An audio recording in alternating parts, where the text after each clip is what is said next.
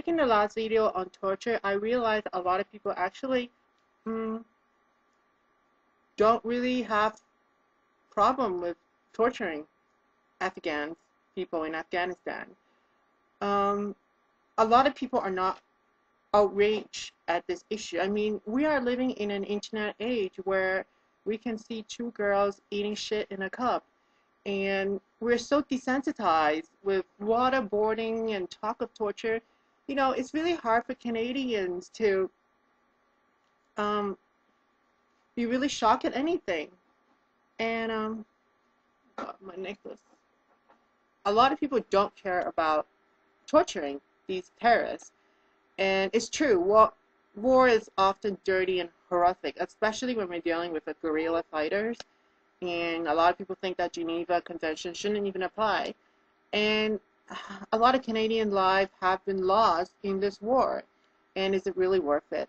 And fighting with people with a tribal culture of all stripe who did not have anything to do with September 11th, probably.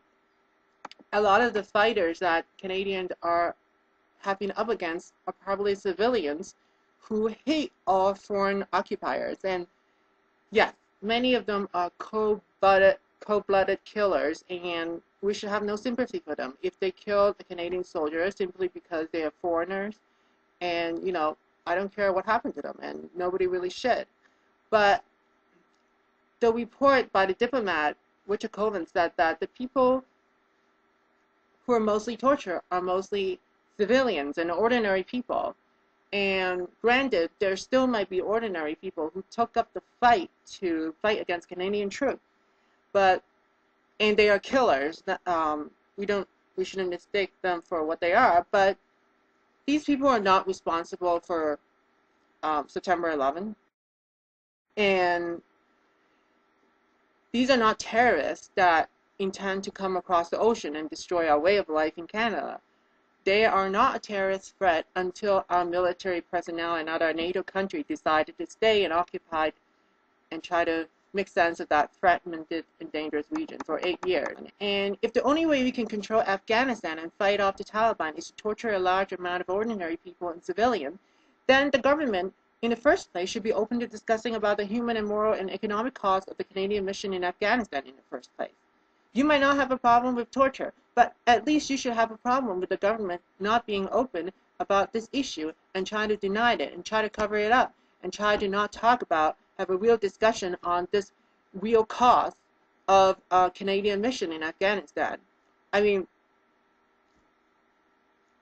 shouldn't the Canadian public be informed of the situation, and why aren't we allowed to debate rather if being complicit in torture is actually counterproductive to the mission of rooting insurgency in Afghanistan? People can say all they want about how bleeding heart liberals like me are crying about torturing terrorists are naive. But it is the Harper government and the previous Liberal government that has not been honest with the Canadian public about the thorny issue of torture when conducting a war on terror in Afghanistan. Canadians have the right to know how dirty exactly this war is going to get before we say, you know what, that's it. We don't, you know, it's not worth it. And the Canadian military and government believe there's no other way but to turn over the prisoner of war to Afghan official and be complicit in abuses and torture. If they really think that there's no other choices but to get our hands dirty, then why aren't they hiding this information from the general public consumption? Why did the Harper government try so hard and eventually fail to block the public from hearing the testimony by a top diplomat in Afghanistan? According to national security reasons, whistleblowing diplomat Richard Colvin is still being prevented from giving documents to Special House Committee investigating Afghan torture.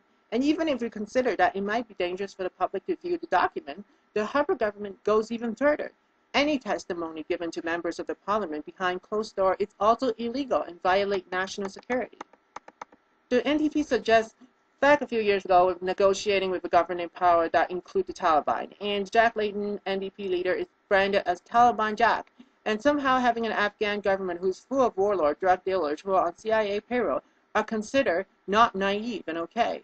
Never mind that President Obama suggests that having Taliban at the negotiating table might be part of a U.S. strategy. For conservative and some of the liberals, the first response to any accusation or argument is to trash the integrity of the other party, is to brand anyone who speaks out against them as a terrorist supporter or anything kind of name calling to stifle debate, or they hate Jewish people or whatever.